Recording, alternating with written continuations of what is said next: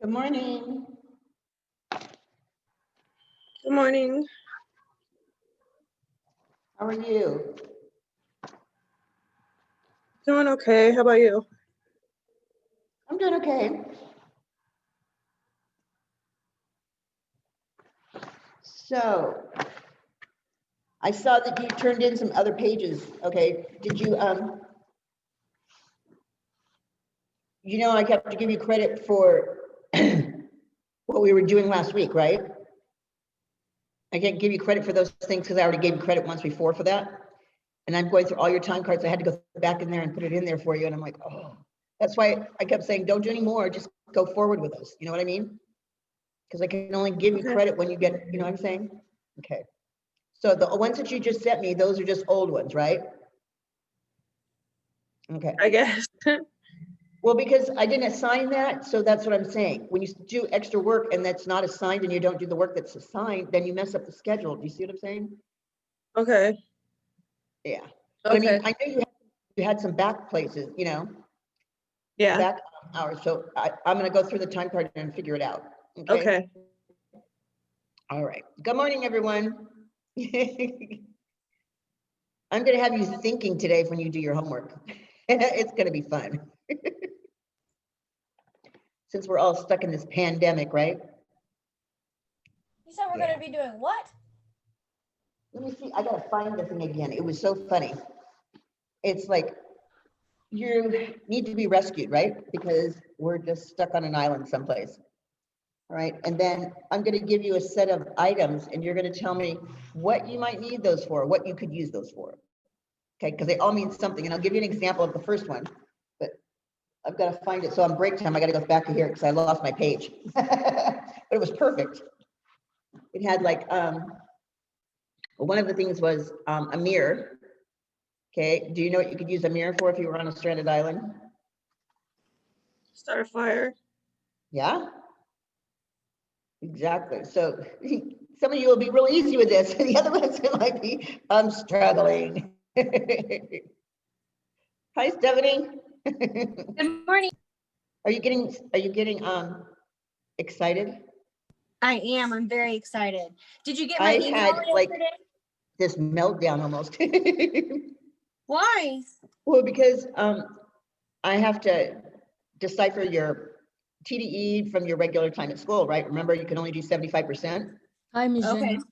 But they were smart, okay? Miss Becky was smart. She had already planned that out because I kept thinking, man, I thought it only meant the time that you were here, like TDE. I didn't know if it meant Tuesdays and Wednesdays, you know what I mean? Oh. So it counted all the time when you were doing it all week and then just the 2 days. So I'm like, oh my God, I got to add those up. And you're way under, so you're fine. Oh, okay. I was panicking. I was like, oh my God, because a lot of you did a lot of your TDE online.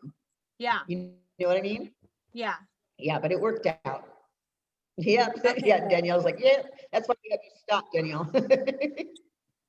So it works out perfect. I'm glad.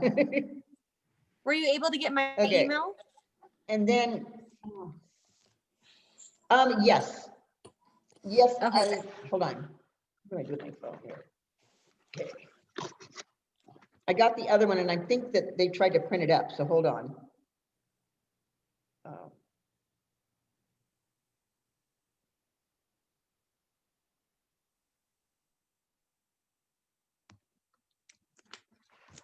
Okay. Sorry, I'm just trying to. You sent it to the Janie, or did you send it to the Adrian, the Yahoo or the Adrian's edu? Let me check. I believe I sent it to the one that you, Adrian's. yeah, the one that you asked me to send it to is the one I sent it to. Okay. Ah, here it is. Okay. Let's see if it'll let me up. I don't know why the other one wouldn't let me. Maybe because it was as if, you know, I could see it. Oops. That was it. I got it. Okay, perfect. But I got it. Okay. Yeah. Good. Okay. So, ladies, you all know that you can only do 2 days of TDE, okay? If you're absent one of those Thursdays, Fridays, or Saturdays, I can't give you TDE time for that, okay? Because that's not what our schedule is. So I just want to remind you that, okay? And so the work that we do needs to be done that day and turned in that day. And I know a couple of last week was a little hard. A couple of people got sent it in later, okay? But also some people had done their work and just did a picture of it, like of my work. And I go, well, okay, where's their work? So I couldn't give time to those people that sent me just a picture of my work. It had to have their work completed on there. Okay, when you finish something, you need to take a picture of it. You know that. So I just want to remind you guys.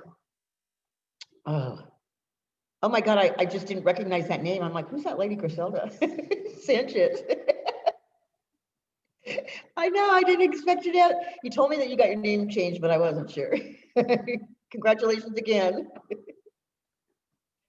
All right, I'm gonna give her like a couple more minutes and see if we can get them in here. Yasara. How's your tooth, Yasara? I'm good, thank you. Okay, good.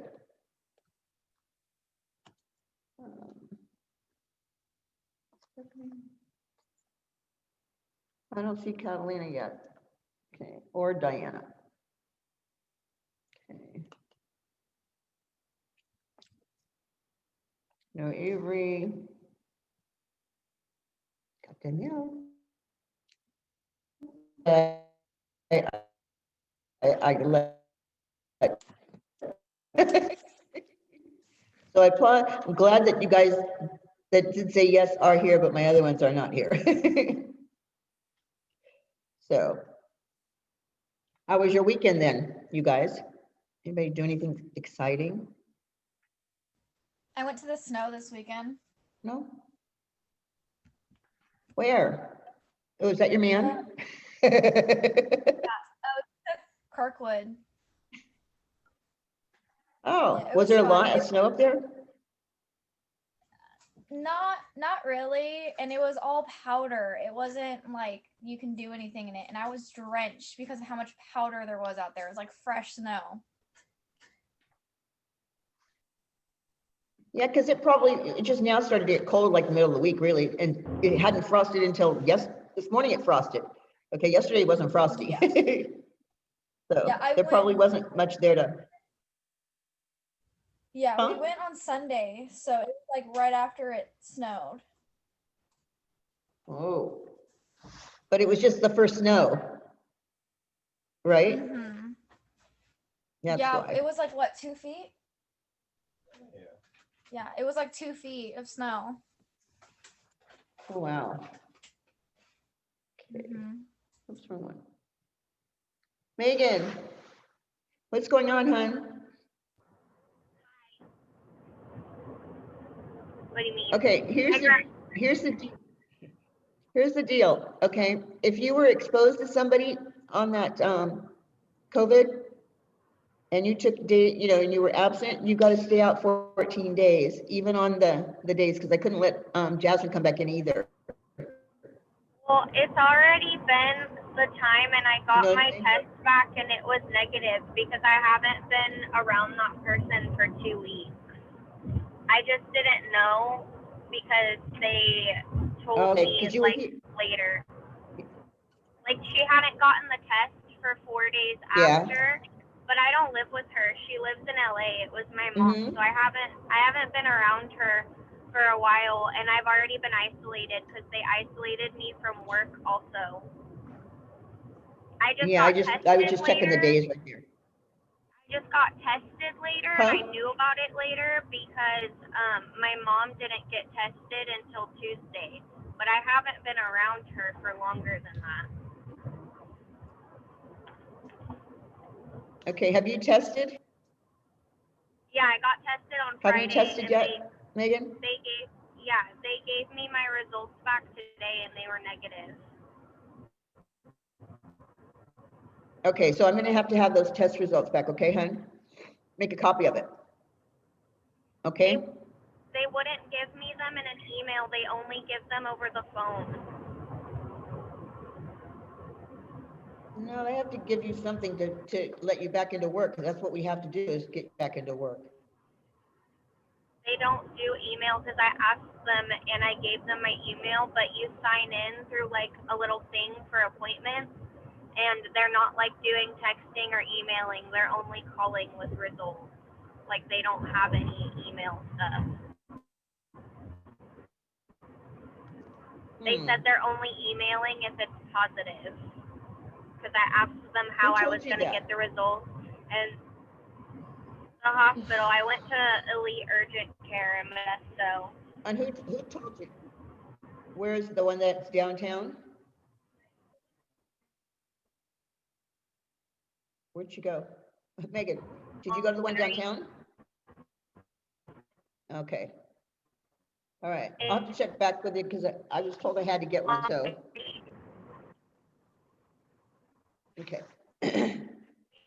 Everyone's here now, right? Okay.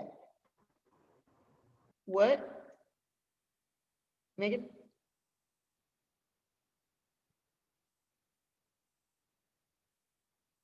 Megan? I got a new phone and it has really bad service.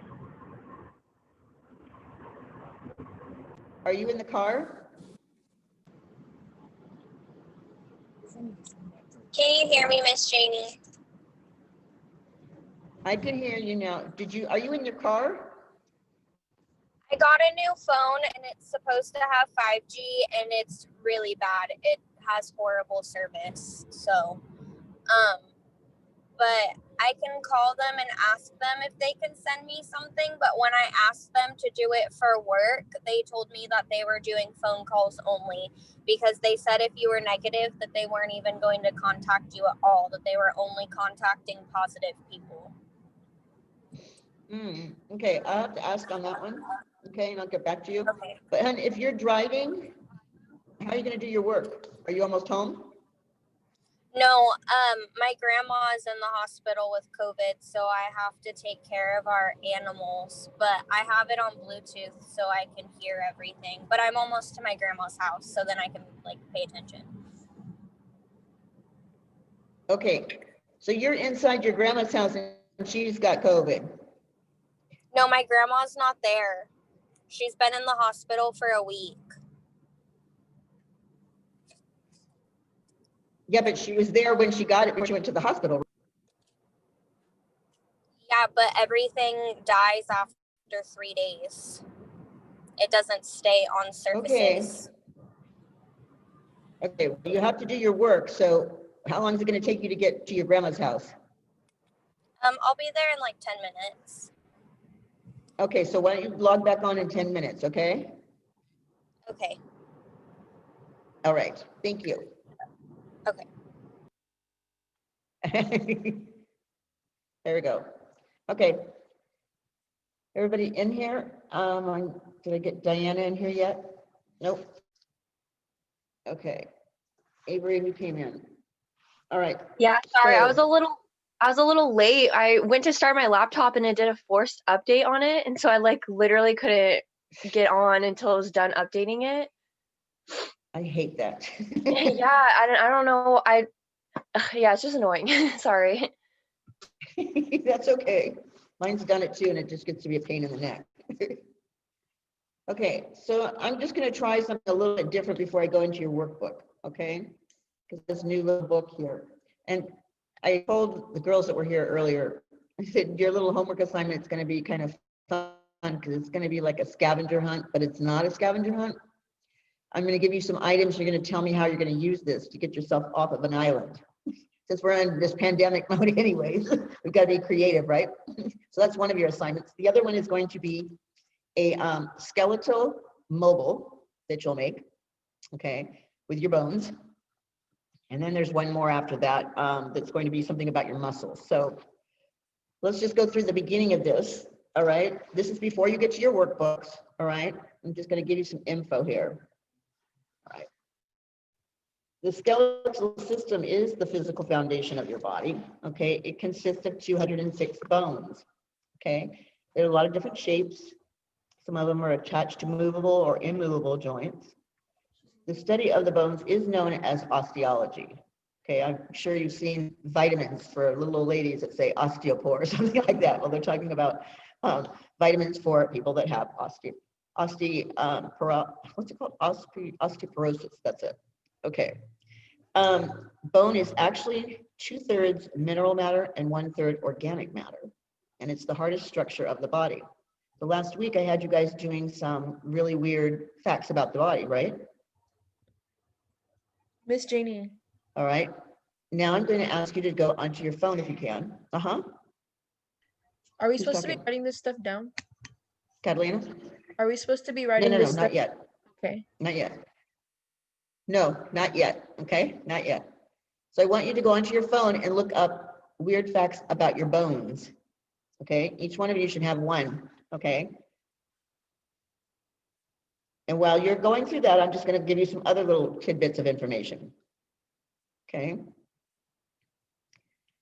We have 8 cranial bones, which are in our skull, and we have 14 facial bones. You as an esthetician are only going to need 9 of those because those are the 9 that we can work on. Okay. The others we can't reach because they're inside of the skull. All right.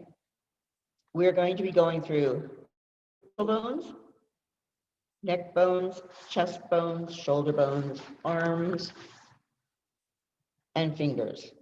Okay, and then we'll go into the muscles.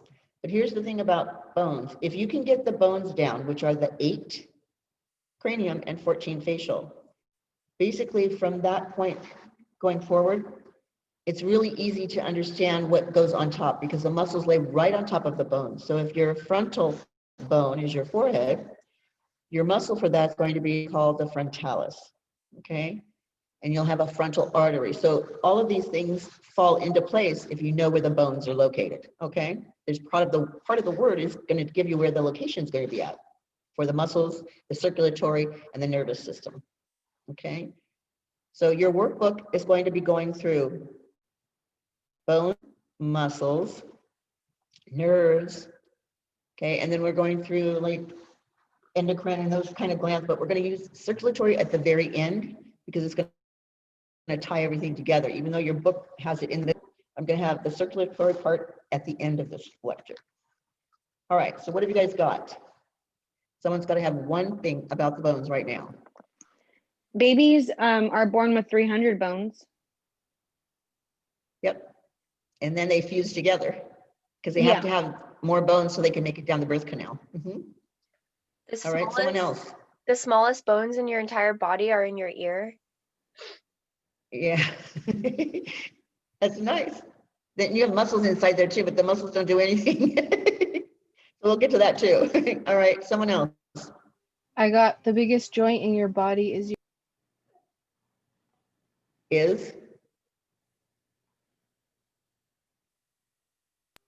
your knee. What? Huh? Your knee? That's the biggest joint? All right. Danielle, did you come up with one? Or Angela, you got one? Someone? Yes. Yes. There's this bone in your body. It's a hyoid or something like that. That's what it says. And it's the only bone. Yep. It's to another bone. It's like in your throat. not connected to anything. Yeah, Yes, it's, it's right here. It's your Adam's apple. Yeah, it's not. That was one of my points in the lecture too. It isn't. It's a floating bone. Okay. And do you think that men and women both have an Adam's apple or a hyoid one? Yeah, I think we both do. It's just more prominent on a man.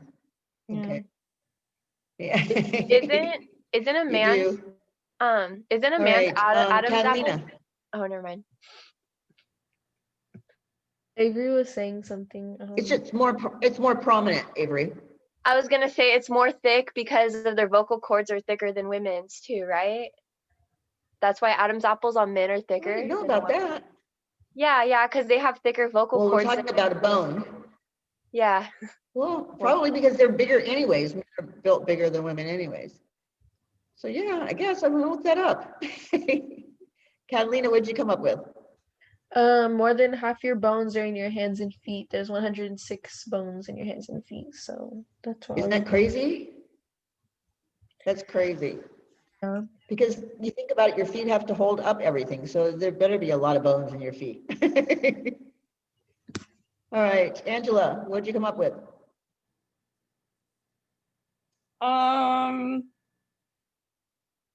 Did someone already do the longest bone?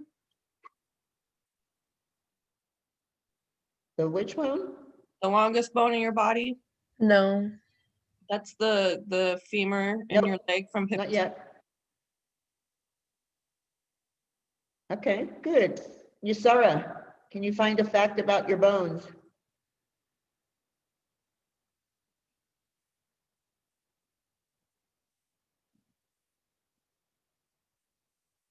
How's my internet working, you guys? Oh, Yusra, you need to unmute your mic. That's why. Yeah, Okay, now, yes, now. okay. The difference between, the woman and the man, the bone for the man more strong and more bigger, Okay, that's what Avery said. Do you have Oh, another sorry. thing about bones that you could tell us? If you could have looked on the internet and just looked for facts about Yeah, the I look. bones. Yeah, I look. Okay.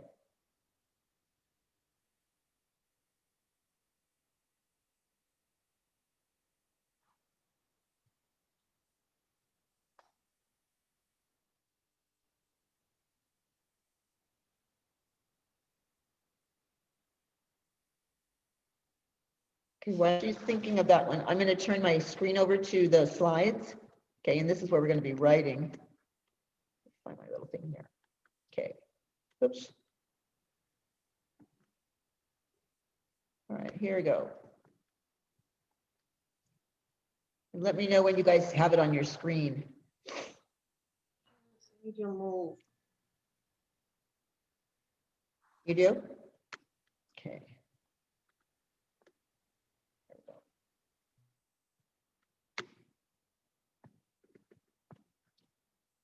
Uh-oh, where'd it go? Nope, wrong one.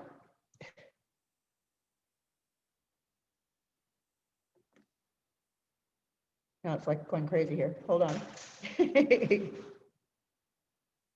right.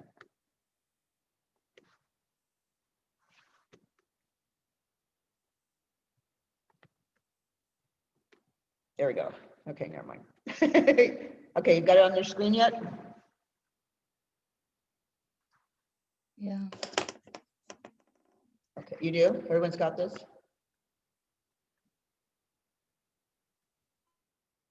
I was trying to move the slide over. Okay, move this a little bit. There we go. Okay.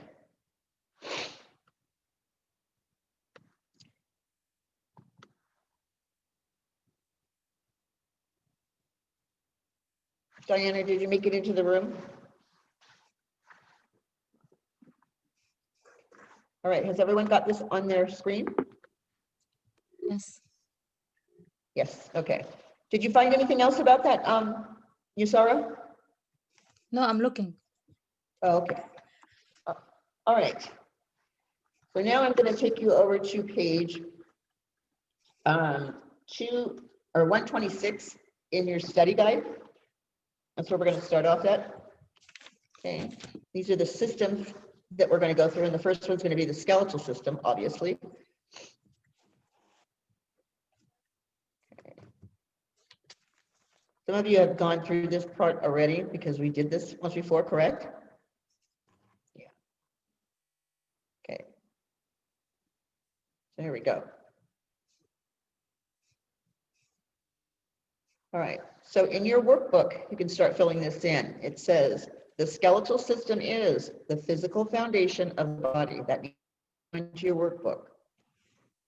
Also, that is composed of 206 bones attached at movable or immovable joints. Okay, and a joint is a point at which 2 or more bones are joined together. But all you have to write in there is 1, 2, and 3 of those little dots on the left. That goes into your skeletal system. It's kind of reviewing over there. So you see this little guy right here on to the right, the little skeleton man. Good. Because you're going to be making a mobile today using the little bones. So you're going to just have to cut them out. I don't care if you use, you know, line paper, whatever you want to use, copy paper. But kind of trace the little bones, what they look like, and make a little mobile and take a picture of it. And I just lost my screen.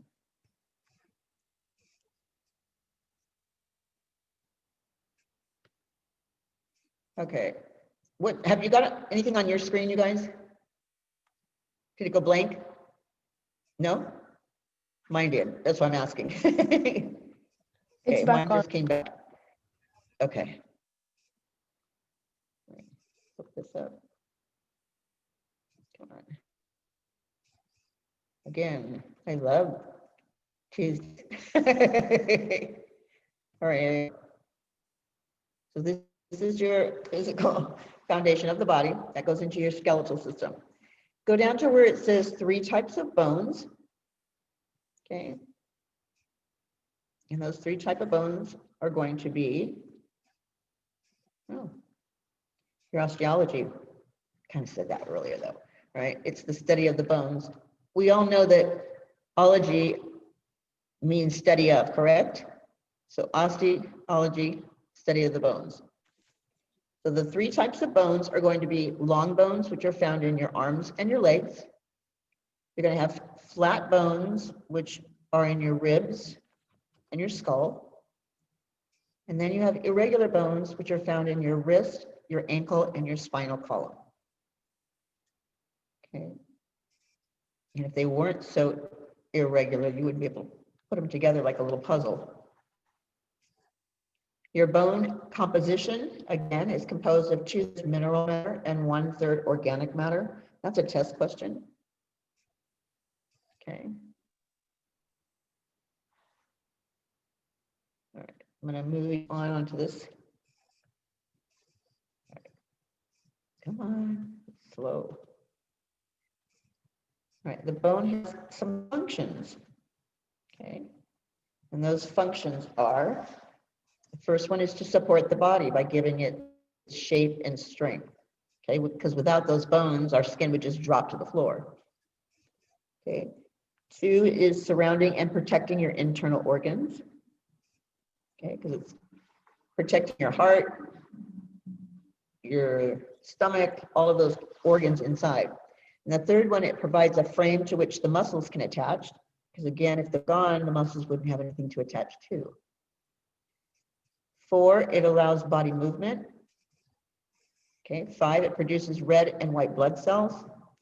And 6 is going to store calcium. Okay. So, I'm going to give you a, all right.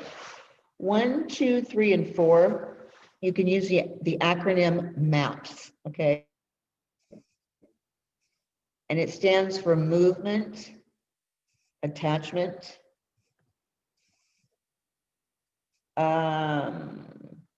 providing that framework for the P, and the S is to support.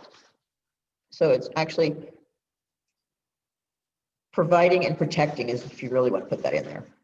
So movement, attachment, okay, providing and protect, okay, and supporting, because that's what a test question is on board. There's 4 functions that the board wants you to know of, and it spells out the acronym MAPS. Okay, even though there's 6 on here.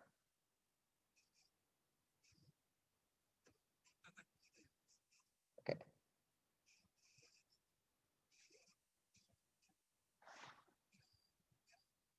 You guys get this in?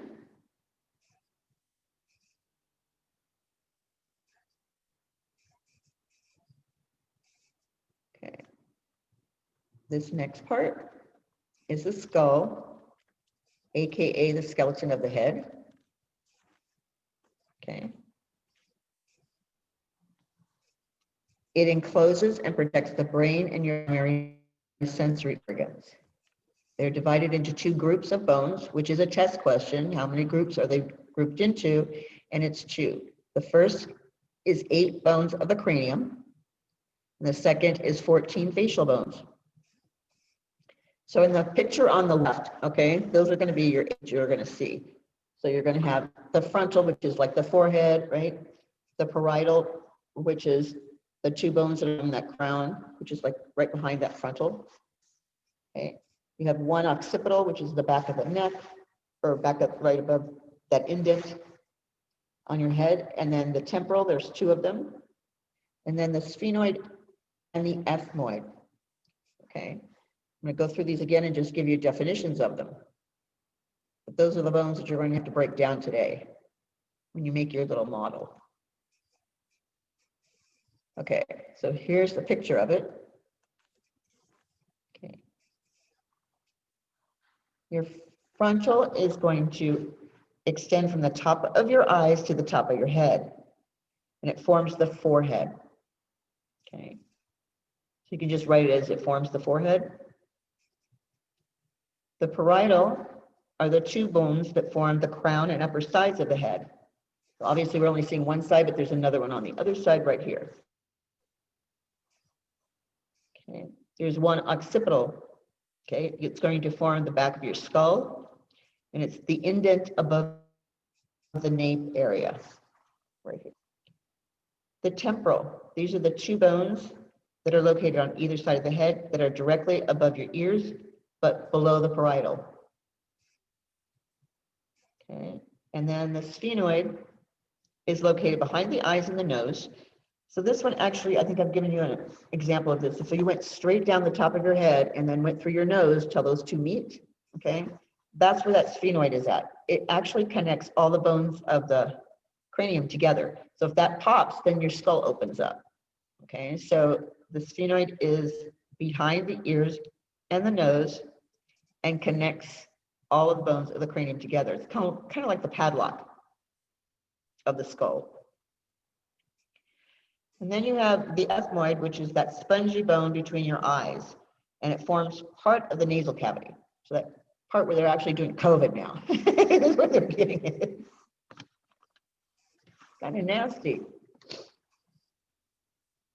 All right. I'm going to flip the page in your workbook to 127. Okay. And it's going to ask you to label. These are our facial skeleton. Wait a minute, let me go back this one. All right. This one right here is going to give you the filling where it says label the bones of the cranium, right? So you can write these on here. Frontal is 1, parietal is 2, occipital is 4, temporal is 5 and 6, 7 is sphenoid, and 8 is ethmoid. So your 2 and 3 were supposed to be parietal. Sorry about that.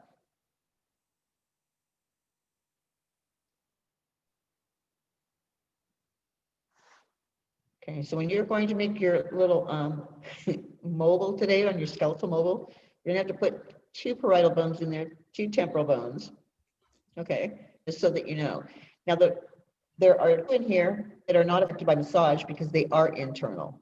Okay, which are going to be your sphenoid and ethmoid, and that is a test question. Only 6 of the 8 are affected by massage. Okay. All right, we're going to move on to your facial bones. Wait, Miss Janie, Okay, you there's said that 14. you said that the Go ahead. sphenoid and the ethnoid are the ones that are internal, right? Yes. Okay, just making sure I Because you heard can't right. reach them. Yeah, because they're internal, like inside of your head. The first one, if you went straight down the top of your head, like where my finger is, and then go straight through my nose until those 2 meet, that's where that sphenoid is, because it's known as the padlock of the skull. So if it breaks, like in some type of an accident, let's say, it'll open all of the bones of the skull. And then the ethmoid one is like a spongy area behind in the nasal cavity. Okay.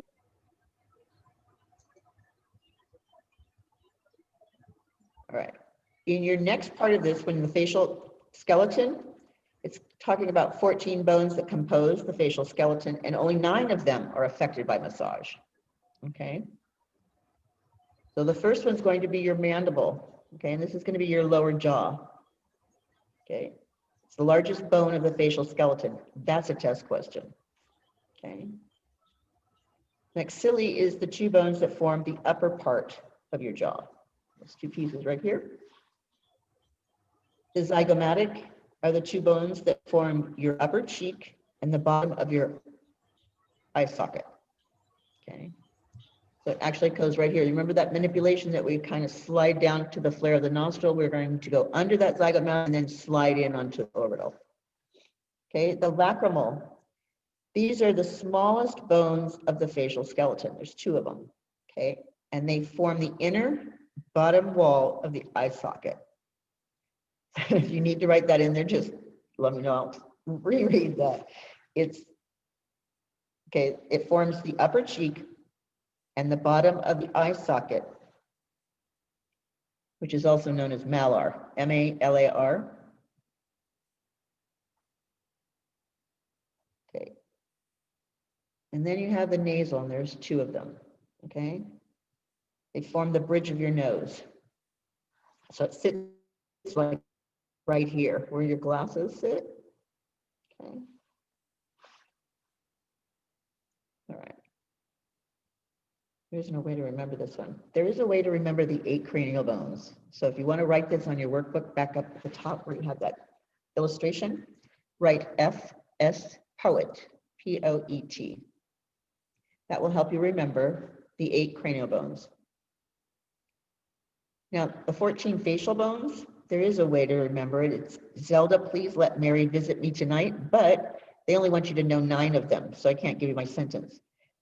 So part of your homework today is going to be come up with an acronym to remember the 9 that are affected by massage. Okay. So the 14 would have been Zelda, please let Mary visit me tonight. Okay, so you're going to come up with one for 9 of the facial bones. Okay. That's going to be part of your homework. Does everybody understand what I mean? Oops, sorry. Do we all understand what we're going to be doing? Yes? Okay. Just checking. All right. So you have an actual illustration at the bottom. Here, let's just go through that really quick. All right, on 127, number 1 is going to be mandible. Number 2 are your maxillae. 3 is zygomatic. 4 is lacrimal. And 5 is nasal. And here's something even crazier. Okay, mandible means chew. Maxillae means jawbone. Zygomatic means arch. I don't know how they cut it with arch, but lacrimal means tear. And nasal is nose. Right. 128 now in your workbook. Okay.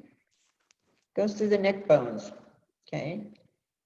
We have the hyoid, which supports the muscles of the tongue because it's attached to the tongue. That's the only bone that's attached to something else. Okay, that's not a bone. And then the 7 vertebral bones, often manipulated in an extended scalp massage when going to someone's neck. Okay, so this one, the first one, the cervical vertebrae, is going to form the top part of your spinal bone. And the hyoid is going to be that, AKA the Adam's apple, okay? Like she said, it's the only bone that's not connected to any other bone. It is connected to your tongue. So if anybody ever gone to the grocery store and seen cow tongue sitting on, right where the meats are at, they're like this long, they're huge. Okay, and I'm like, that can't really be a cow's tongue, but it is. And then it's got this little thing attached to it at the end, and you're like, I wonder if that's what it is. I don't know if it is, but it looks long. Real long. All right, so labeling your neck bones, you're going to put 1 through 7 is going to be your cervical vertebrae, and number 8 is going to be your hyoid. Okay. So, some of you have already played this game before, so if you have, shh, okay? The rest of you, you can count, okay? I'm going to ask you to give me the exact number of bones that we discussed on the body today, okay? The ones that we are discussing, all right? And then you're going to give me a countdown of how many we've discussed. So I'm going to give you a hint at the beginning. Okay? We did 8, and then we did 14. Okay, how many is that? 22? Are we good? 22? 22, yeah. Yeah, okay, and then you add 7 more bones, and that's how much? 29, right? Okay, and then the hyoid is 30, correct? So you see how we're counting these, right? Now you're going to count the rest of the bones that we've discussed today and tell me what the number is, okay? All right, so go down to where it says back, chest, and shoulder bones. Okay, and this is going to be your thorax. Get this screen to move. Okay, this is the bony cage that's composed of like your spine. Let's keep going, sorry. You don't need this, I'm going to come back to that one. And this one, because it's up later in the book, actually. Okay, there we go. Here we go. Okay, back, Miss chest, and shoulder Jeannie? bones. Uh-huh. Why do we learn so much about bones if we're not supposed to do like those really tough massages and like stuff like that? Because you're working over the muscles when you give a facial, hon. You work over the muscles of the face. And sometimes working over the hands, you know, because you're doing maybe a body wrap where you're doing a hand massage. So they want you to know about the bones, the muscles, and the nerves in those areas. Does that make sense? Yeah, I get the muscles and stuff. I just didn't know like what bones had to do with it, but I get it because it's all like one thing. Yeah, well, because yeah, the bones, you need the bones so that the nerves and the muscles can attach to them. So, but the easiest way to remember all of them is to know what the bones are, because the muscles and nerves are going to be the same thing in the same location and have similar names to it, let's say. Okay, so a frontal bone would be the frontalis muscle. Okay, so you can find part of the word in there. That's the thing. It's really easy if you can remember the bones. All right, so do you see that at the bottom? Okay, this is known as your chest. It's composed of the spine, the sternum, and the ribs. There to protect the heart and all your internal organs. Okay, so some of us, I think 2 people know of, that actually had a rib removed. So I'm sure you somebody, right, that's had one rib removed, but in doing so, they put themselves in danger for those organs to get damaged. So just an FYI, you want to get skinny, you want to damage your internal organs on top of it, because there's nothing to protect them. So if I add 12 ribs, how much do I have now? You guys are going to keep this count to yourselves. We went from 30 to the next 12 ribs, okay? All right, then you have your thoracic vertebrae. That's your spine. That's not a bone, okay? So we're not counting that one. All right, the clavicle. This is AKA the collarbone, so it starts with a C, both of them, clavicle and collarbone. Okay, it forms from the area from the throat to the shoulder. You see it? Okay. And then you have the décolleté, which is your collarbone. It forms the area from the throat to the shoulder, excuse me, the upper chest part. So it's the part that we go over right here when we're doing our massage.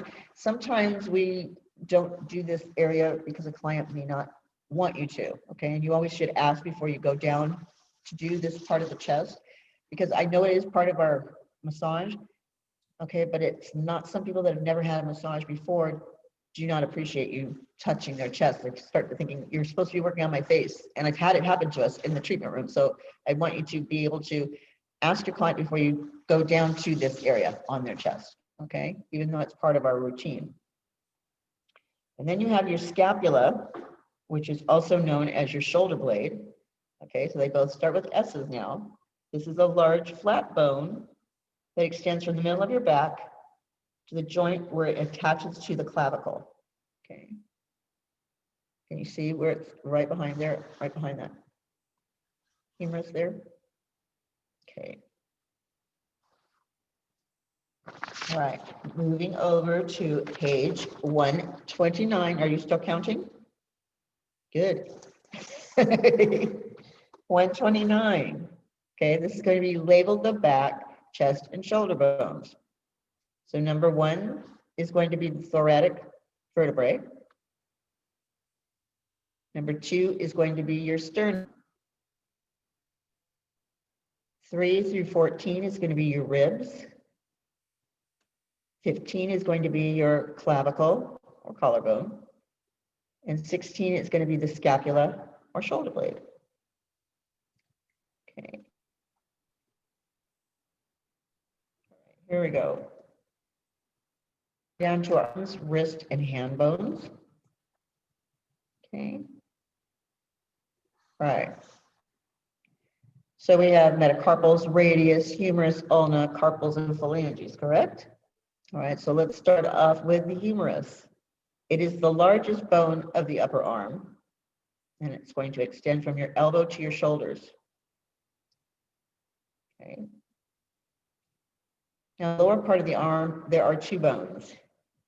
One of them is known as the radius. I have this little crazy thing to help you remember it, but it's the small bone on the thumb side of your lower arm. So it's the bone that's right here. So when you're hitchhiking, you shouldn't be hitchhiking because somebody could rip you. Okay, so I call this the ripping radius. Just help you remember that one. It's on high, like you were using your thumb to hitchhike. The ulna is the one that's on the back side of it, okay? And it's located on the little finger side of the lower arm. Okay, that's right below there. All right, then you have Miss Janie, the we're carpus. counting. Okay. Huh? When we're counting, are we counting like each? Can you hear me, Miss Janie? I can hear you. Go ahead. You're counting all of it. I know, Yes. but are we counting like I can hear each you. thing that we've learned about as one, or are we counting like how the carpals is 8? Like, are we counting it as 8? Yes, you are doing what you just said. Okay. But are we counting it as 1 or as 8? As 1? It was going to be 8. Yeah. Okay. 8 instead of 1. Okay, because it says 8 small bones, so you add 8 to it. Okay. And we're covering the bones that are on your, okay. That's the only hint I can give you. Okay, are you still with me on how many bones you have? Did someone lose count that I don't know about? Okay, need to tell me now. Okay. So your humerus is going to be it's the largest bone, that's 1, right? The radius, there's 1. The ulna, there's 1. There's 8 carpals. There are 10 metacarpals, and these are the long, thin bones that will form the palm of your hand. Okay, and then you have 14 phalanges. These are the bones that form your digits or your fingers. Each finger has 3, and each thumb has 2. So you look onto your hand and you look to these little lines that are right here. That's basically where they're located. So 1, 2, and 3, right? And your thumb only has the one here and one right there. So if you go down to the bottom, where your illustration of the arm bones, okay, number 1 is going to be humerus. Number 2 is going to be radius. 3 is going to be ulna. 4 is carpus. 5 metacarpus. And 6 phalanges. Okay, so now I'm going to go back up here. And when you're doing your homework today, you get to fill this in. So I need a picture of the front and back side of this. On page 130 in your study guide, it has this right here, these 2 guys. I don't know why they put it right here at the beginning, middle of it. But you're going to fill this in and take a picture of them that you have filled that in, okay? Where the frontal bone is, the parietal, the temporal, the zygomatic, you're gonna fill all of that in, okay? And you're also Miss gonna do the Janie. back side. Uh-huh. So Go as ahead. well as filling in the pages of the skeleton, you want us to like cut Uh-huh. out the whole skeleton bones and like put them together like a structure? Yeah, well, not like a structure, you're just gonna hang it like a mobile, you know, like a baby's mobile. You can use But thread. we're You're gonna have like, okay, you're gonna have a radial bone and you're gonna have a humerus bone and you're gonna have carpals, that stuff. oh like individually, like not to make a whole skeleton? Oh, no, you're not making the whole skeleton, you're just making a mobile with all of the little parts. Oh, okay. Sorry, I was confused. Okay. No, that's okay. I'm glad that somebody asked so that everyone knows what they're supposed to be doing, right? You're going to be doing a skeletal. I'm only asking you to do the bones that we've discussed today, okay? I'm not going to ask you to do the legs and stuff because we're not doing that. But you are going to do the parts that we discussed today, okay? Does everybody understand? So you can just cut them out the way they look kind of on the picture here. And you're also going to fill in the anterior, which is the front part of the bones. And you're going to fill in the posterior, the back side of the bones right here in your workbook. So you'll need to take a picture. Okay. Once you fill that in. Are we supposed to draw the skeletal system or print it out? No, hon. You just going to fill in the names right below because I'm sure it's blank, right? It has that little arrow and it doesn't tell you what it is, right? In your workbook. The other side, okay. It's on page 130. It's kind of blank, isn't it? Catalina? Yeah, I see it now. I just didn't It's see. blank? I see. Okay, okay. I just want to make sure. All right, so 130 and 131 is part of your homework. Okay, the skeletal mobile of your homework. Okay. All right. So let me get past to the end of this thing right here. Hopefully there's some little questions here. Otherwise, I will ask them myself. Okay.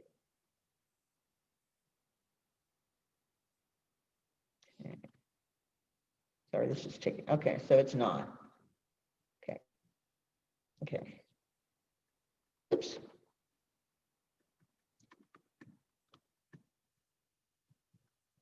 I'm coming back. I'm going to ask you some questions. Once I get to the beginning, I know why it's switching up so fast. Come on, come on. So how many bones are in the skull? The 206. cranium. Oh, yeah, theory. No, in the skull. Just the skull by itself. 8. 8, okay. And how many in the facial? 5. 5. 14, remember? 8 and 14. Correct? There's 14 in the face. 8 and 14. Yeah, there's 8 bones for the cranium, which is your skull, and then there's 14 facial bones. Oh, okay. Can we 22. go back and show you a picture? Huh? Oh, I'm looking at I it can in go the book. Yeah. So we're at 22 total. Oh, no, we're at the end of the bones for right now. The ones that I've just discussed today, okay? No, I know you said How 8 many plus bones 14. were there that we discussed? So it's That's 22. because I was asking about the skull. Yeah, how many more are there?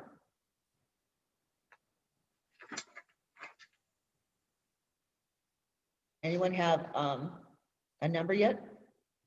12. How many bones we discussed today? Oh, 42. No. No. Anyone else want to take a shot? 66. I know someone. No, more than that. Oh. 8, 14. This is the fun part. I'm gonna push this up, so, okay. Right, 35. go back to your workbook. Okay, go back to your workbook on page, let's see, we'll start you off here just so we can count them for you again, okay? All right, go to page 126, okay, on your workbook. At the bottom of the page, okay? All right, the cranium, which is also known as the skull, okay, has 8 bones. So there's your first 8, correct? Yeah. Okay, then you go to 127, okay? And to where it says facial skeleton. 14. Okay. Okay. All right. Then you're going to go to page 128, and you're going to add the 7 bones that form the spinal column, the top part, 14 plus and then the 1 hyoid bone. 22. No, more 29. 22. Yeah. How many have you got? I have 30, Miss Janie, so far. Okay, that's 35? where we're at right now. Okay. We're 30? at 30 right now. Okay. Okay. And we're at 30 right now. Okay. Then you're going to go down to where it says the thorax, and you're going to add your ribs, which is, it'll be 42 because there's 12 of them, right? 12 ribs. Your number should be 42. Okay, this is where it gets tricky because now there are 2 of this, 1 on each side of your body. So the colon, you should have 2. So you add 2 more bones. The decollete is just 1. The scapula is 2. Okay. And then you're going to go to 129. You're going to go to the wrist and arm. So you have 2 humerus because you have 1 on each side. Now, when you asked me if you're counting 1 or 8, right? I had to count. The humerus is 1 bone, but there are 2 of them on your body. Okay, you get what I'm saying now? All right, the radius. Yeah, I think you it's have because 2. we didn't count both sides, like both hands. I know. That's why I I was only really counted one specific when I hand. said, yeah, I was specific when I said, only tell me the bones we discussed today that are on your body.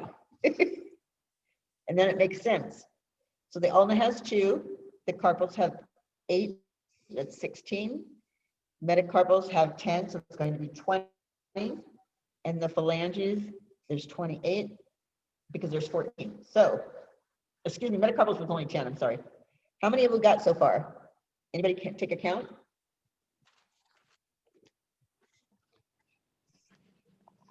Mm. 103. It's either 113 or 103, but then you said something was 10, so I think I added too much of something. Yeah, it was me saying it should have been 10 altogether, not 20. Okay, then yeah, I have one. Ribs.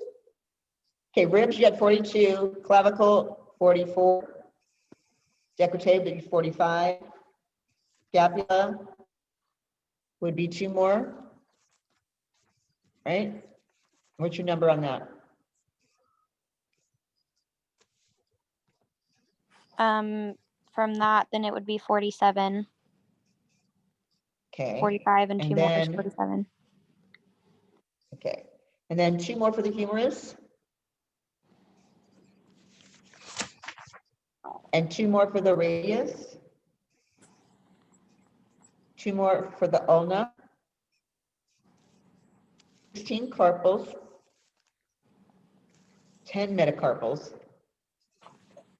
And 28 phalanges.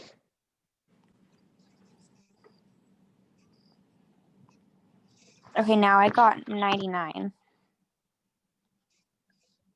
I don't know. Okay. Okay, here's how we're going to do this. All right. At the clavicle, you had 42, right? Because right before that was the ribs, right? Correct? Yeah. Okay. 44. Okay. And then we're going to leave the decollete. I found that by accident, but you're going to add 2 more to the scapula. That's going to be 46, right? Yeah. Okay. Humerus, 47, 48. Radius, 49, 50, right? Yeah. 52.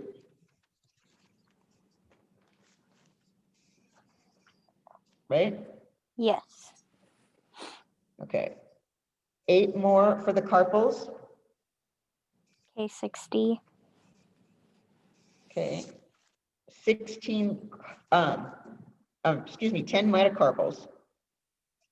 We had 70. 16 carpals, right? We added that one, right? No. No? Okay, then we have No. to add that one. Okay, now we're at So you had 86. 50. Okay. You got the metacarpals too, right, Jen? Yeah. I don't think you've done phalanges. No, 28 on that one. Okay, 114.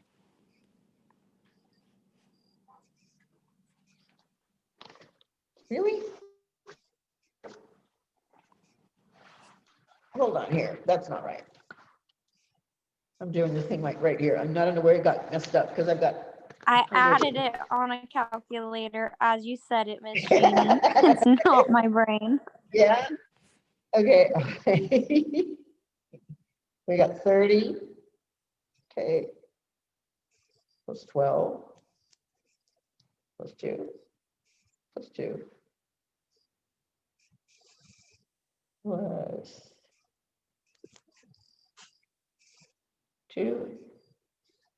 Plus 2. Plus 16. Plus 10.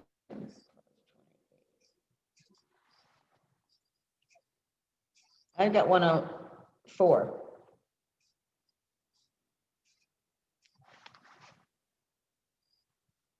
Anybody else want to take a shot on that one?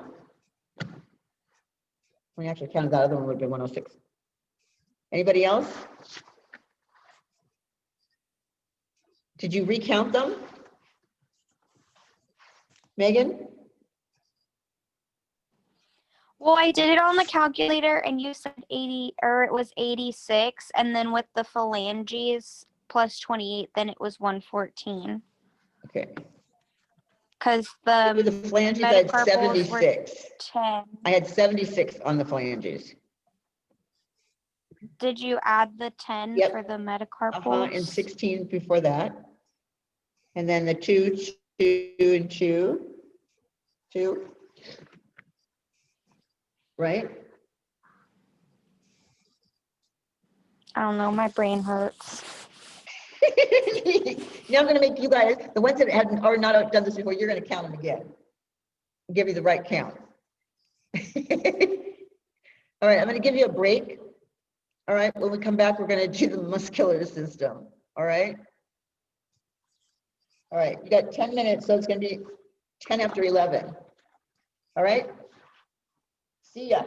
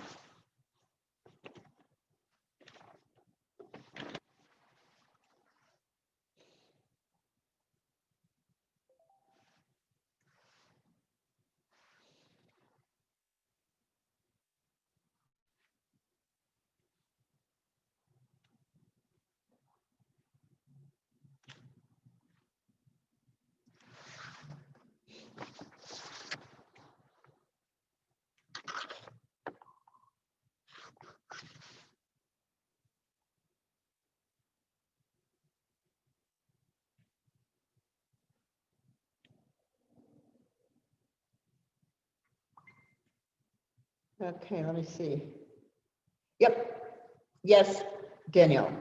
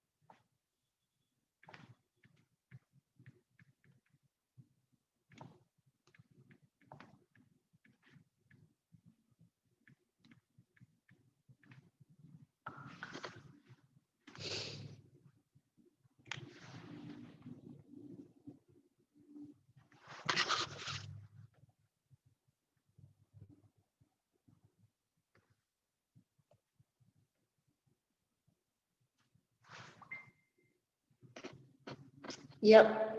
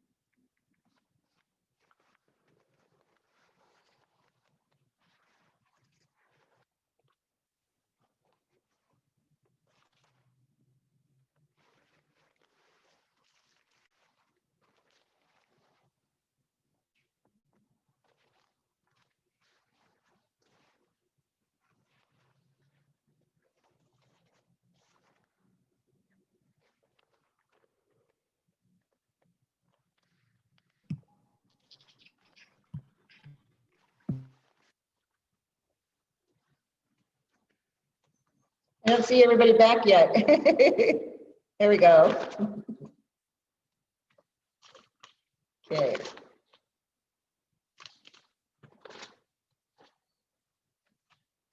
All right.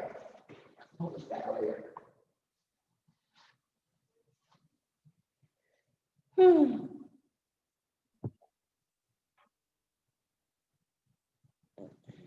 Yeah, I know.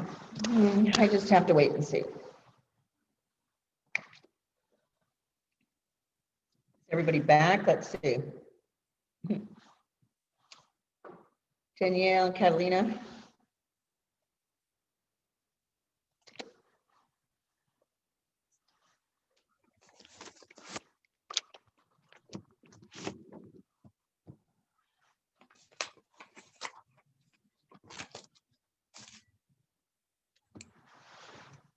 And Danielle, Catalina, we're waiting for these two.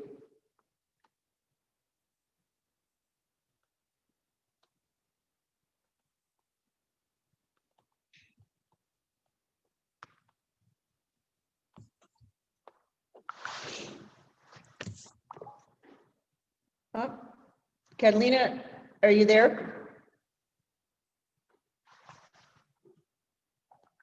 I have to close this for it. I got 104 when I counted again. I thought it was 106 the first time I did it. Okay.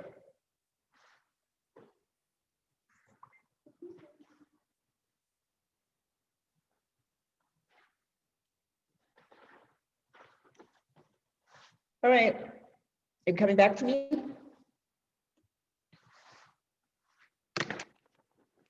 Yes. Still waiting for one more person.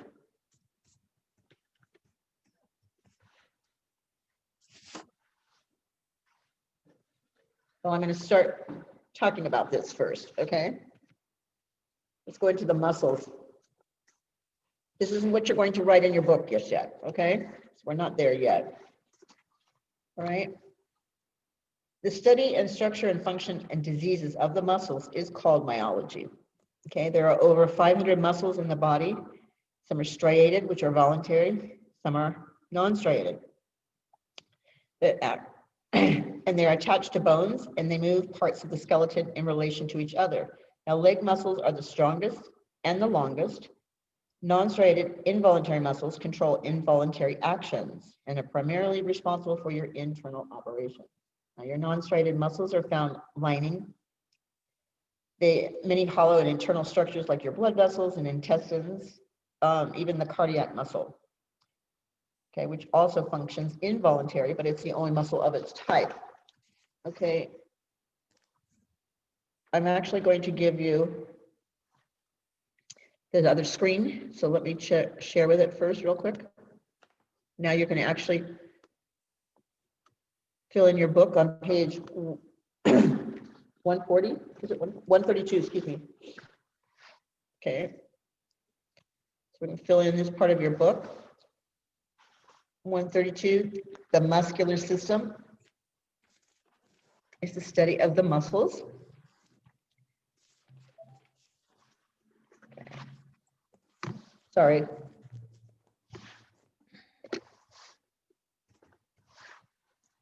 Okay. Body is composed of more than 500, and it composes about 40% of your body's weight. They will produce movement when stimulated. Did you know that your muscles remember? They have a memory in them. So like if you were a sports person, like in junior high school or something like that, or high school, you're on gymnastics or something, and you were always constantly practicing and practicing. Later on, when you let go, say a couple years go down the road and you're not actually working out as much anymore, or not even at all, your body does remember when you go back into it. So it might be a little sore at first, but it does remember that it used to do that particular exercise. It's kind of strange that your muscles can remember everything. All right, have you guys got this on your page, on your screen, I mean, the muscular system? Okay, good, thank you. All right.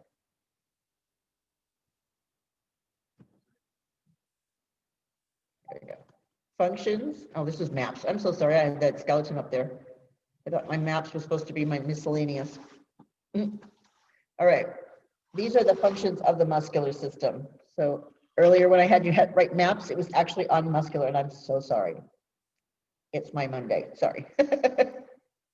So it actually gives movement. It attaches to the bones. It protects the internal organs, and the muscles give you shape. So their bodies kind of go like this.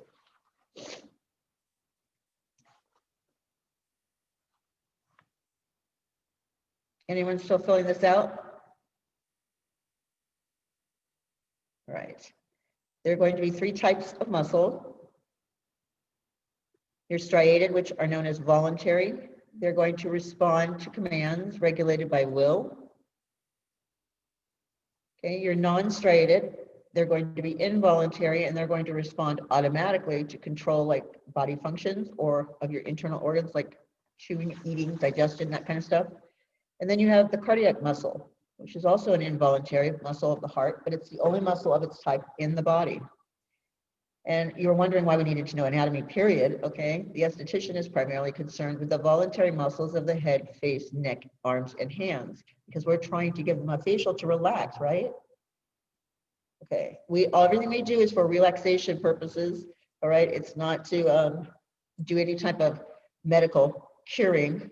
You know, if they've got a bad back or they've got, you know, pain in there, we're not doing physical massage. We're actually just doing a light massage on the face and even a light massage on the back, but it's nothing to be in the medical field. All right. So some of your muscles may function as voluntary and involuntary, such as like blinking, okay, because I can control it and then I can't control it. All right. Does it help you out a little bit, Megan? No? Yeah, I understand now. Okay. I understand All right. what the point was. Okay, so the hands, even if you're not working on somebody else, you have your hands that you're using, you know what I mean? Yeah, I get it. Okay. Because they're all like Then, one part. what? Well, because like you could still like break someone's finger, I guess, if you push too hard. So I guess it makes sense. Right. And your own hands, so you are using your own hands, you know, so you need to know what your hands are doing as far as that. Because eventually, you know, after a while, because we are people that use our hands in this industry, you could end up with arthritis or any type of, you know, carpal tunnel or anything like that. So you should have a pretty good idea of what's going on because it's repetitive use, you know what I mean? Yeah, makes sense. These are special terms that are used to identify muscle locations or their functions, okay? So sometimes you will hear this at the beginning or the end of one of the words that we're using. So anterior means in front of, okay? Posterior, behind or in back of. Superioris is located above or it's larger. Inferioris is located below or is smaller. The levator lifts up like an elevator. The depressor draws down or depresses. And the dilator will open, enlarge, and expand. Okay, so they're pretty easy to remember. If you knew it anterior and posterior, you always know what posterior is always behind because it's at your behind. All right, your superior and your inferioris, one is above and one is below. Your levator is going to lift it up again. Depressor is going to depress it. And your dilator, you've heard your eyes being dilated when you go to the eye doctor, right? So it expands them. So go to page 133. Okay, and we're going to talk about the 3 parts of the muscle. Now, this is literally on state board, so do not forget what this means. I will say this a couple of times, all right? The 3 parts of the muscle are going to be the origin, the insertion, and the belly, okay? The origin is the non-moving fixed portion, and it's attached to bones or to other fixed muscles, okay? Sometimes it's attached to a skeletal muscle, okay? The insertion is going to be the part of the muscle that's movable, and it's attached to bones or movable muscles and skin. And then the belly is the midsection of that muscle between the 2 attached sections. So we're always going to be hearing how is that muscle massaged, and it's always from the insertion to the origin. The I goes into the O. Just think of it that way. I'm not going to get any more. detailed for you, okay? But that is a test question right off the bat at board. How is it massaged from the insertion to the origin? All right, your muscle movement, okay? These are contraction and relaxing. Okay, so muscles produce movement through contraction, which is our tightening, and your expansion when it relaxes. So all these muscles are attached at both ends by either a bone or another muscle. Your tendons now are going to be bands of fibrous tissue that are attached to the muscle, to the bones, and it allows the bones to move. Your ligaments are dense, strong bands of fibrous tissue that connect the bones to each other. I'm sure all of us have been one time or another pulled a ligament, right? And how painful that really is. All right. Now we're going to go through the methods of muscular stimulation. Okay, there's 7 ways to stimulate that muscle tissue. Okay, and the first one is going to be massage. It's automatically going to stimulate it. Number 2 is electric current. This could be high frequency and faradic. Okay, but we can't use faradic in the state of California, remember. Okay, third one would be light rays. This would involve infrared rays, which is our heat lamps, and the ultraviolet rays, which are the tanning lamps. Fourth, your heat rays, heating lamps and heating caps. 5 is your moist heat. This could be steamers or warm steam towels. Your nerve impulses, which are through the nervous system. And then chemicals through certain acids and solids, or salts, excuse me. That last one where it says chemicals, what type of machine do we use when we're using chemicals for the face? Anyone want to take a guess? Huh? Galvanic. Yep, galvanic. Good, thank you. I just want to make sure everybody still remembers that kind of stuff. All right, any questions so far? No? Okay. Then it's going to go into the individual muscles. And they're going to start off with your scalp and face muscles on page 134. Okay, and these are the primary interest to the skincare specialist when you're performing facial services. Okay, these muscles are affected by massage are generally manipulated from the insertion attachment to the origin attachment. Okay, insertion to origin. Okay, and light facial massage should always follow the muscle line. Let me see if I can pull that picture up a little better. See how it's going when we're doing this particular move and we're following it? Okay, so there's a lot of times where I've told you don't go backwards on a muscle, you know, when we're doing your manipulations, especially like when you're doing the figure 8 here.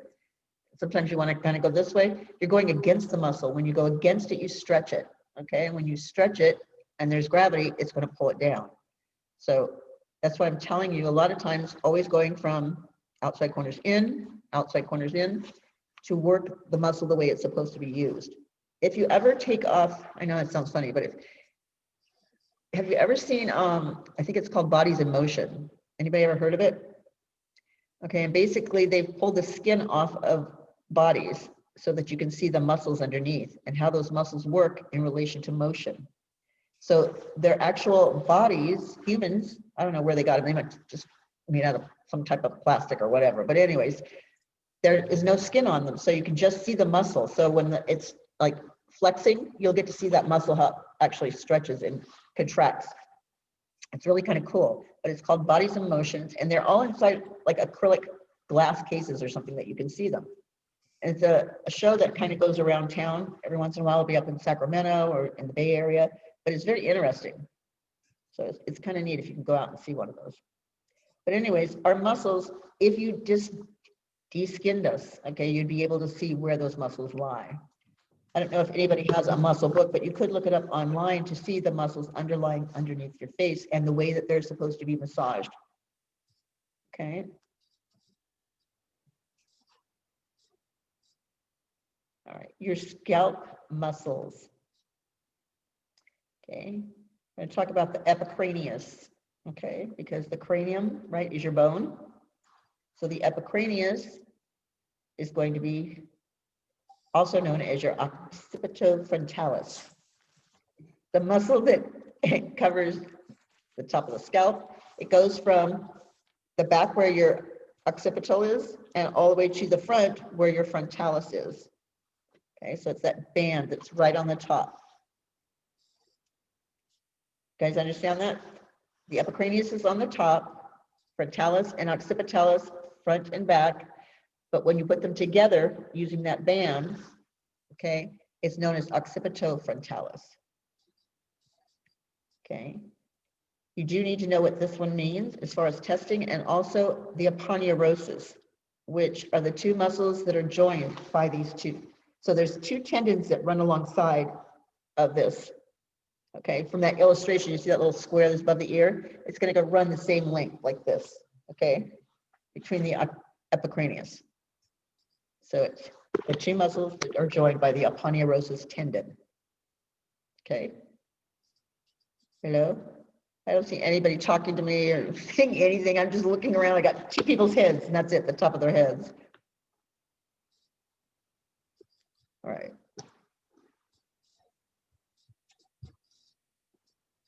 Okay. All right, your ear muscles. Okay, there are three of them. And the only time that's really interesting is when you're in a classroom with me and I can find somebody that can wiggle their ears because they have no purpose for us, believe it or not, but there are three of them. So you have the Auricularis anterior, which is in front of the ear, the Auricularis superior, it's above the ear, and the Auricularis posterior is going to be behind the ear. So it's like a little flag on the top, side, and back. All right, so you have an illustration that says label the scalp muscles. You have frontalis and occipitalis.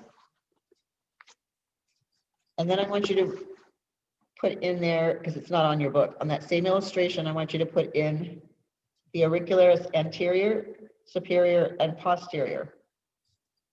There is an illustration there, but I want you to label it, okay?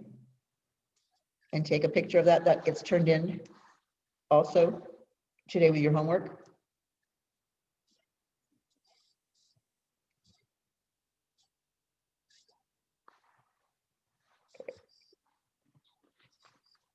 Everybody got it?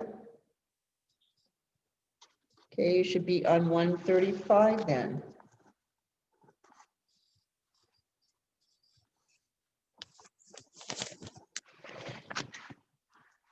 And at the top here, it does have the Auricularis anterior and superior and posterior, but I want you to do it on your other page, on page 134, and turn that page in for me. So it basically gives you the same right there, but I want you to label them. Okay. Then you're going to go into your ear, excuse me, go ahead. You had a question? Miss Jeannie, I'm gonna exit out, and then can you let me back in, because it keeps like kicking me out and I can't really hear. Okay. So I don't know if it's my service or not, but can you let me right back in? Yes, I will. All right. Now we're going to move over to your eyes and your nose muscles. Okay. This first one is that corrugator, and I want you to know this is a test question also. Okay. Corrugator draws the eyebrows in and down. We're always using it. It's like right here. Okay. Let her in. There you go. Okay. So when you're doing an eyebrow arch, you're usually holding that muscle right there, right? When you're tweezing, you're pressing up against it like this.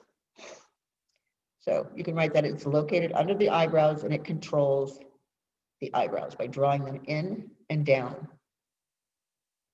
All right, the levator papri superioris is located above the eyelids, and its function is to raise the eyelids. So superior being above, that'll help you on that one. And then you have the Orbicularis Oculi.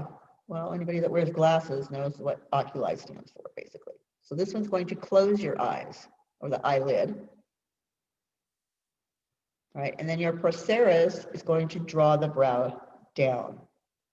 This one's located between the eyebrows across the bridge of your nose. Okay, and draws the brows down and wrinkles the area across the bridge of the nose. It's kind of like this. You're just kind of lifting it up. So you've got drawing the brows in and down, raising the eyelid, closing the eyelid, and drawing the brow down. So your illustration, well, actually, excuse me, go down to nasal muscles. And you're going to write in their nasalis, N-A-S-A-L-I-S. Okay, and this controls the contraction and expansion of the nostrils, the nasal muscles. They control contraction and expansion of the nostrils.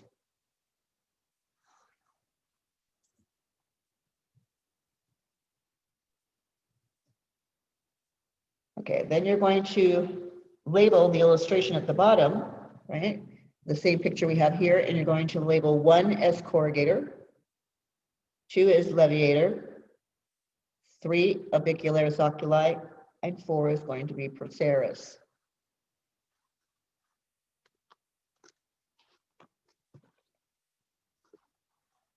Then you're going to go over to 136. We're going to go through the mouth muscles. Okay.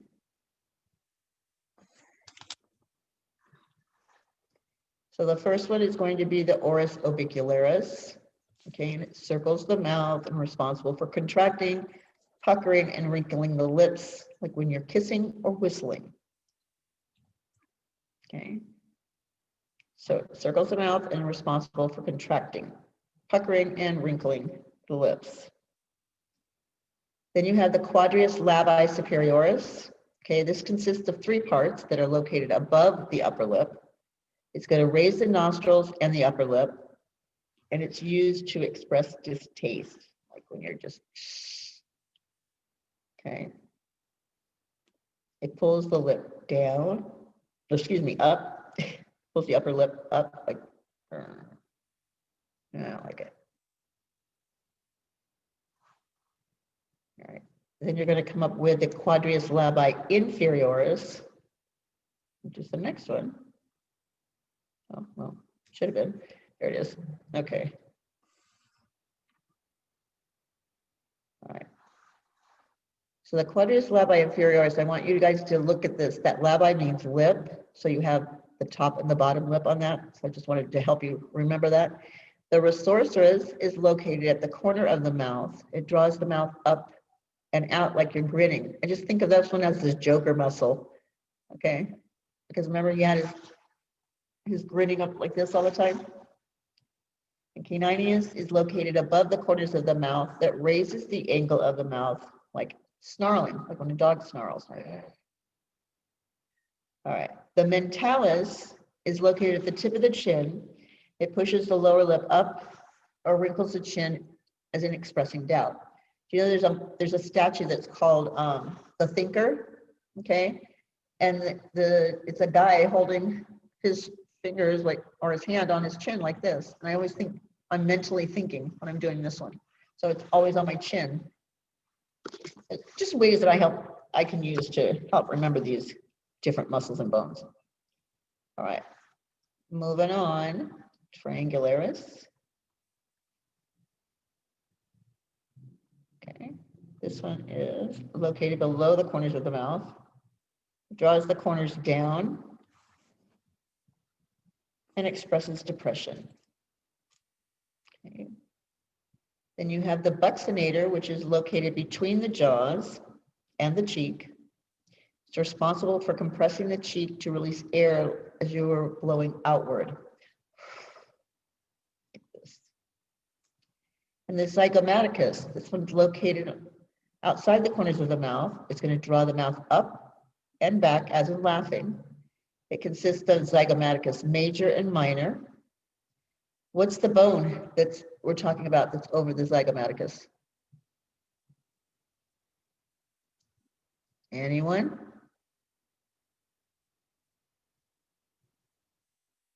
How about the zygomatic? I'm getting you to try and remember what some of the bones names were so that you'll know where the muscles are located in the same area. Do you see what I'm saying? Zygomaticus, frontalis. Okay. That's what I want you guys to start to put things together that way. Okay.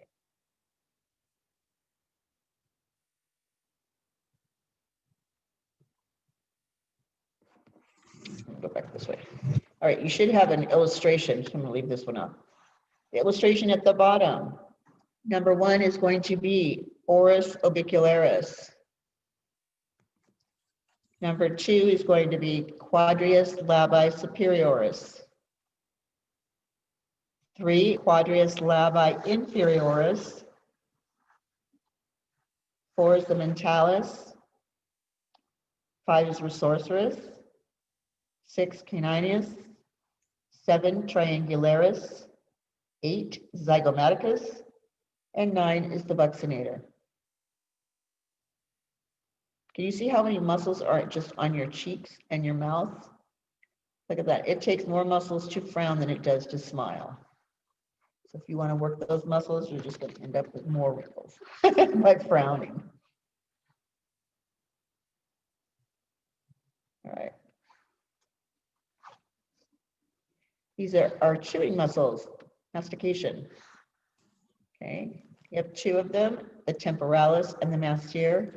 If you actually take your hand and put one on your jaw, put your thumb on the jaw and then put your fingers on the temple area, okay? And then start to chew, you can feel those muscles moving. So the temporalis is actually going to open and close the jaw when you're chewing. And the masseter is only going to close the jaw, okay? But you can feel it when you go just like this, holding these 2 points, you can feel it moving.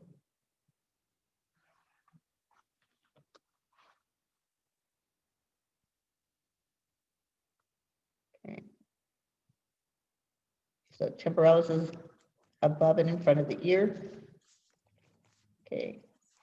And it's used for opening and closing the jaw when you're chewing.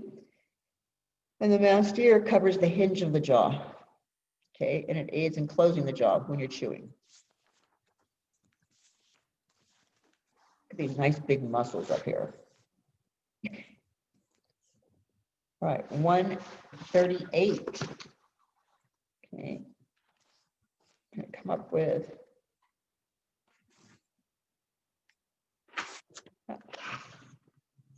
there we go.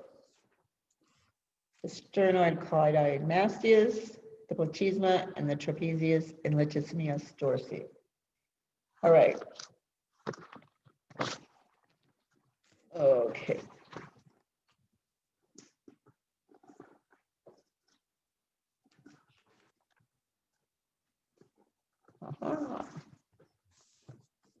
All right.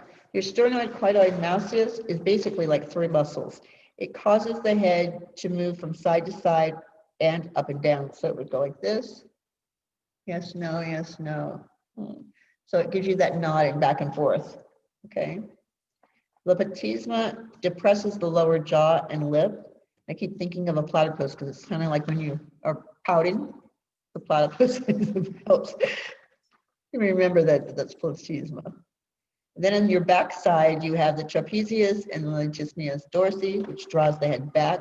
It rotates your shoulder blades, and it controls the swinging of the arms. Okay. Those muscles are huge.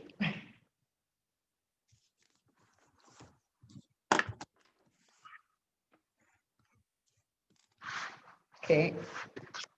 Your illustration, let me just go back here again. Right? We're going to do number 1 is going to be temporalis. Number 2 is going to be the masseter. 3 is platysma. 4 is the sternoid masseter. 5 is trapezius. 5A is trapezius. And 5B is latissimus dorsi. Okay. And then you have your pectoral major and minor.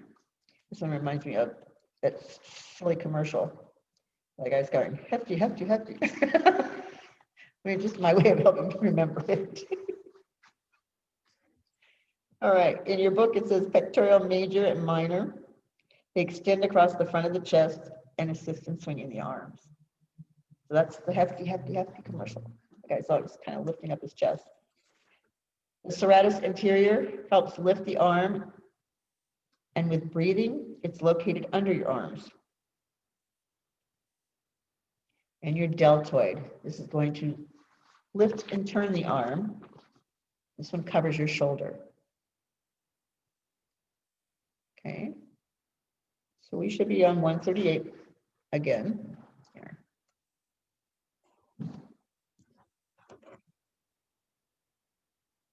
Okay. There we go. Okay, we'll start off with the bicep. This is the primary muscle in front of the upper arm. It raises the forearm, bends the elbow, and turns the palm down. So raises the forearm, bends the elbow, and turns the palm down. Your tricep. This extends the length of the upper arm, and it controls forward movement of the forearm. Okay. Your pronator. Okay. This one runs along the front of the lower part of the radius and the ulna, and it turns the palm turns the palm of the hand downward and inward. Okay. And your supinator will run parallel to the ulna to turn the palm of the hand up, like as souped up. Kind of a silly way, but that's how I remember that one too. Okay. So at the very bottom, your illustration, oh, excuse me, wait. This still goes into your flexor ulnaris, which is located mid-forearm on the inside of the arm, and bends the wrist and closes the fingers. Let me see if that's on this one here. Okay, right there. No, it's not in there. All right. Your extensor radialis is located mid-forearm, and it's on the outside of the arm, and it's used to straighten the fingers and wrists. Okay.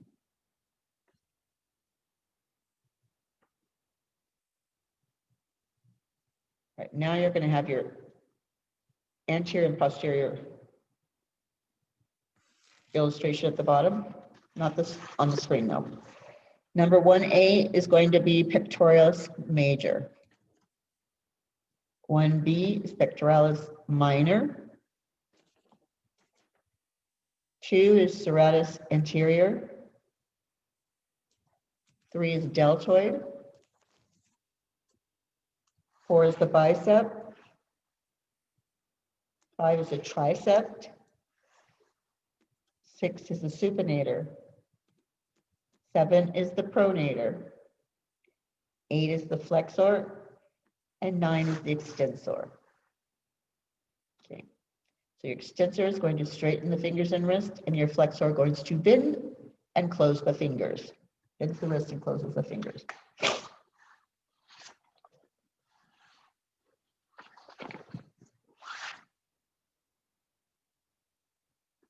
All right, get towards the end of this thing right here. Okay.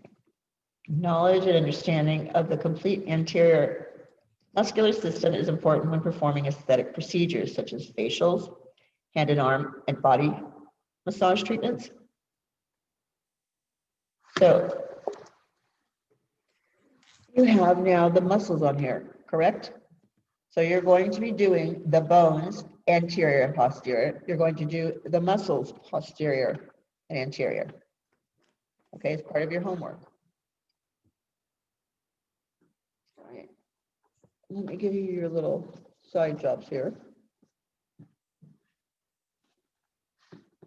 Okay, so you're going to do those two plus that ear muscle, right? You're going to turn in.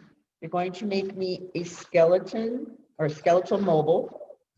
You can use any type of paper you have at home. If you want to get crazy, you could put different colors. I don't really care, but you need to label those bones. And I think Danielle, if you guys get a hold of her, she found some bones that you can cut out online and then just hang it like a mobile with little threads. Hang it to a hanger, hang it to a piece of wood. I don't care what you want to do, but take a picture of it after you've completed it and send it to me. Okay. All right. Has everybody got someone at home with them right now? Who does not? You don't, Angela? Okay. I was going to have you trace a body. You're going to have to like pretend to do one. Okay. You're going to have to make your body a tracer. But the rest of you can use brother, sister, mother, partner, whatever, and trace their body. Okay, on paper. All right. And then I want you to label the bones, just like you did on the front part of the anterior of the bones. Miss Okay, so you're going Janie. to trace. Miss Janie. Oh, Go ahead. So One we at a have time. we have to go to the store and go buy long paper. No, you could actually just, you just don't even use that. Use a doll. Do you have a doll at home that you can do it on regular paper? No. Yeah? Like a Barbie doll Oh, or I don't have a something? doll. Like a Well, then you're full going to have body to draw doll. one. You're going to have to draw one, okay? You're going to draw like a body part, the whole body, okay? Just outline of it. The whole. right. Then we have to draw the whole bones inside. And no, you're just going to label them for me. You don't have to draw the bones. This one, you're just going to label them just like it is on the page 130 for your bones, the anterior part of it. You're just going to do the front part of it. So we Okay, just so put you're a gonna line trace to the where it body. would be. Huh? Just put a line to where it would be. Yes, just like it is like on this illustration right here for the muscles. You're just going to draw another part, a body part yourself on a separate piece of paper. Okay. Hey, I have to come up with these things for you guys to do. I'm sorry. Miss Janie, my husband is 6'5", so I don't want to have paper long enough to like. That's why I said, I just decided to tell everybody to use regular like paper in your notebook or something and just draw one. Oh, okay. But I'm not asking you to draw the bones on this one. I just want you to put a line like, okay, on the screen that you see right now, do you see muscles on there? And a full body on the front? Yes.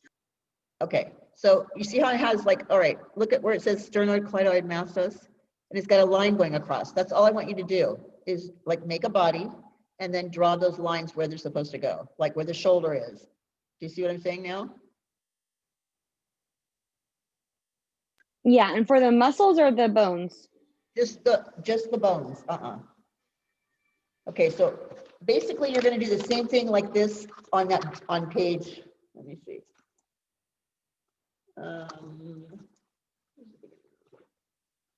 One. What page was the bone on here? You got it. ده مفتوح وهو كمان برا. Okay, 130 and 131, right? Of the bones.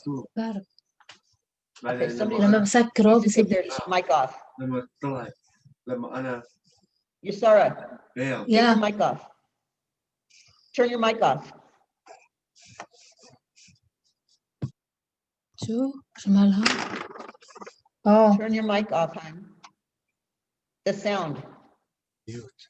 ليش ميوت؟ Put it on silent. Sarah. Not mute. It's not on mute.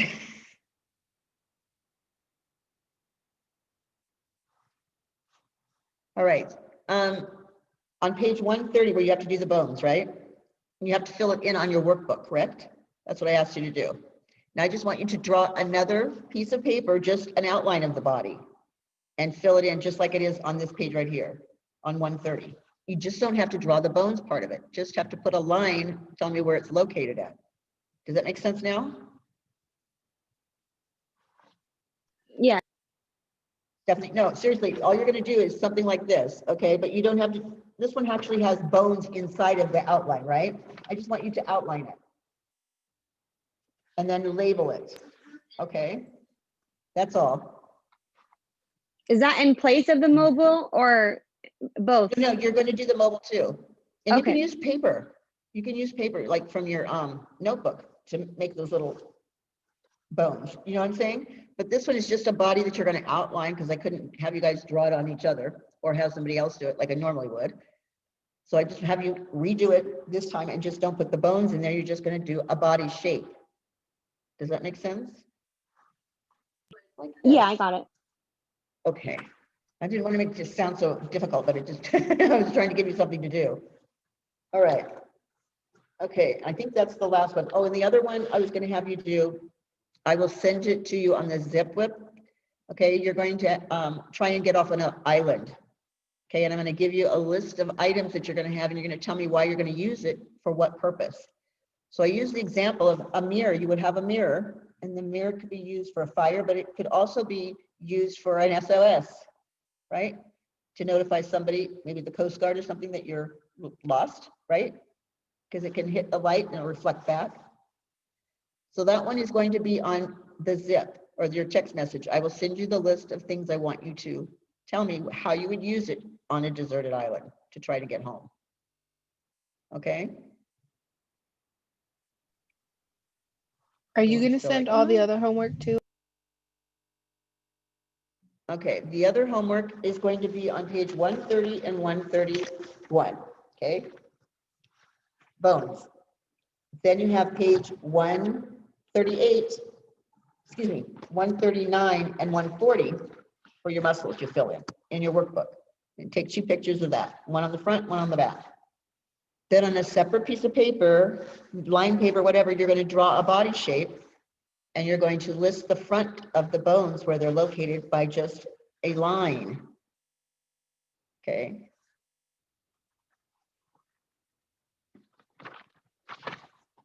Okay, here's what you're going to draw. Don't draw the bone parts of this. See how there's bones on that inside the body? This one you're just going to put the outline. And then you're going to take a mobile, you're going to cut out little body parts like an arm, a leg, the femur, the patella, okay, that kind of stuff, the radius. But I only want you to do, Sudie, don't do the legs, do the upper part of the body that we did in class this morning, all the bones that are located in your book that we discussed. I think the last one is phalanges. So from the frontal bone to the phalanges, okay, those are the ones you're going to make your mobile out of. Okay, does everybody know what a mobile is? Like the mobile that goes over a crib? Yes, exactly. Yeah. Okay, good. All right, I will rewrite that on the zip just so that you can, or on the text message so that you can all have the same thing again. Okay? Better explaining it? Miss Jeannie, you said Any not to do the questions? legs, so just half. I can't hear you. You said not to do the legs though, right? Just the top half? Right, not the legs, just from the frontal to the phalanges on the bones.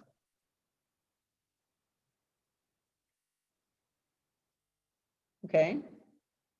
Those are the ones that we discussed today. That's the ones I want you to do it. Use for your mobile. And Miss Janie, do you want them labeled or do you just want the skeleton? No, I want them labeled with the skeleton. Okay. So you put phalanges and then you just draw the little phalanges on there, okay? The carpals, the metacarpals, that kind of stuff, yeah. Okay. Because the thing that I sent you, I'm kind of scared to cut it into little pieces, so I just kind of I'm just taping it like on a piece of paper and then cutting it out on the piece of paper. And like I labeled everything on the side, but then numbered the stuff that I didn't want to cut out. Oh, the pieces? As long as you're gonna string it on regular thread though, right? Yeah, so it's gonna be like a long piece of paper, but it's gonna be like this part, and then I got it all labeled, but it's gonna be on a piece of paper, yeah. Okay. I'll send you a picture of it because the one that I printed out was kind of small and it's gonna be really difficult for me to snip everything. So I'll just send you see if it's okay. Okay. All right, any other questions? No? Okay, so what I'm going to do is I will send out the whole information again on the zip, just to make sure you guys understand what you're going to be doing, okay? All right, I will see you tomorrow then. Bye, you guys. Bye, Miss Jeannie.